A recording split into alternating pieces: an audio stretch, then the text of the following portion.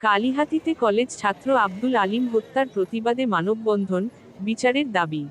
গৌরাঙ্গ বিশ্বাস, বিশেষ প্রতিনিধি, টাঙ্গাইলের কালিহাতী উপজেলার শাহজাহান সিরাজ কলেজের দ্বাদশ শ্রেণীর ছাত্র আব্দুল আলিম হত্যার প্রতিবাদ ও দ্রুত বিচারের দাবিতে মানববন্ধন অনুষ্ঠিত হয়েছে। 28শে এপ্রিল সোমবার সকাল 11টায় শাহজাহান সিরাজ কলেজ শাখা ছাত্রদলের সভাপতি মৃদুল হাসানের নেতৃত্বে কলেজ গেট সংলগ্ন মহাসড়কে শিক্ষার্থী, শিক্ষক, অভিভাবক ও স্থানীয় এলাকাবাসীর অংশগ্রহণে এই মানববন্ধনের আয়োজন করা হয়।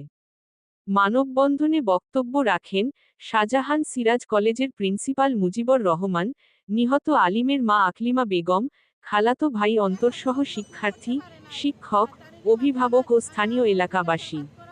বক্তারা বলেন, এটা শুধু হত্যা নয়, এ যেন চরম নিষ্ঠুরতার উদাহরণ।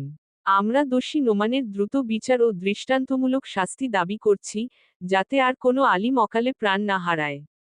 এর আগে উপজেলার মহিষচোরা গ্রাম থেকে গোলাম মোস্তফার ছেলে নোমান, 20কে পুলিশ গ্রেপ্তার করে। আদালতে দেওয়া তার স্বীকারোক্তিমূলক জবানবন্দিতে হত্যাকাণ্ডের নির্মম সব তথ্য প্রকাশ পায়।